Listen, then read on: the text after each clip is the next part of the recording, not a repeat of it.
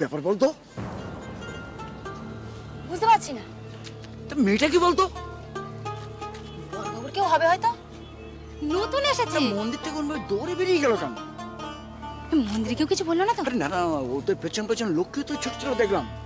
হ্যাঁ তাই তো দেখলাম। শোন, ব্যাপারটা কিন্তু খোঁজ দিতে হবে, খেয়াল রাখিস। সব খোঁজ দিয়ে আমার জানাবে কিন্তু। সে খোঁজ নেবো কোনি, আর এইসব জিনিস কাজ চাপা হ্যাঁ, থাকে। খেয়াল রাখিস কিন্তু। হ্যাঁ হ্যাঁ, ঠিক আছে ঠিক আছে ঠিক আছে। এই, তুই মেয়েটাকে এরকম কষ্ট দিলি কেন? হ্যাঁ, ও তোকে কি করেছে? একটু প্রসাদ দিয়েছিল, তুই প্রসাদ এরকম করে ছুঁড়ে ফেলে দিলি? কেন মেয়েটাকে কষ্ট দিলি বল? কেন কষ্ট দিলি? বুঝে এ কাজ করেছে মা, ও ছেলে মানুষ। ওর যদি বুদ্ধি থাকতো তাহলে কি এ কাজ করতো? কখনো করতো না।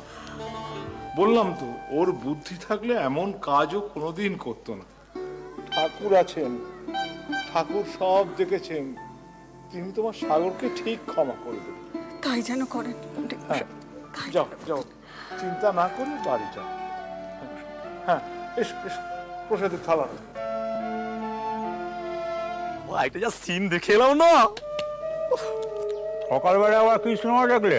সিনেমাই বটে বাবা, ওই মন্দির আছে, মন্দির মন্দির, সেখানে একটা মেয়ে এসছে, কি দেখতে পাইনি, একেবারে সিনেমা আর্টিস্ট, ঝাকাস মা।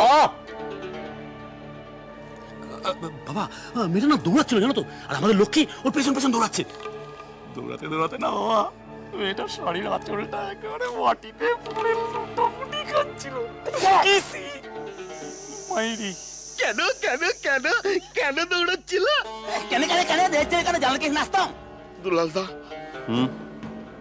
বলছিলাম যে একটা বাইরের মেয়ে আঁচল ফেলে রাস্তা দিয়ে ছুটে যাচ্ছে, আর তুমি পঞ্চায়েত প্রধান হয়ে সেটা বসে বসে দেখবে।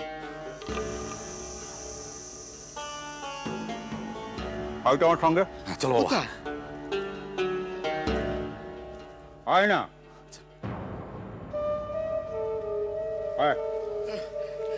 তুমি নাই। তুমি না। আজ কত বছর হলো, কত সাধ্য সাধনা করেও সাগরকে মন্দিরে নিয়ে যাওয়া যায়নি। ঠাকুরকে দেখে ওর ভয় লাগে, আর আজ নিজে থেকে বায়না করে মন্দিরে চলে গেল। আশ্চর্য। আমিও অবাক হয়ে গেছি বড়বাবু। যাক, ভালোই হলো বুঝলি।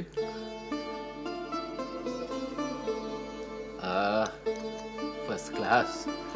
ভালো হয়েছে বড়বাবু? দারুণ হয়েছে বুঝলি মাধব। আমি ভাবছিলাম তুই বরঞ্চ আমার ওই গাড়ি চালানোটা ছেড়ে দিয়ে চা বানাতে শুরু করে দে। কি হয়েছে?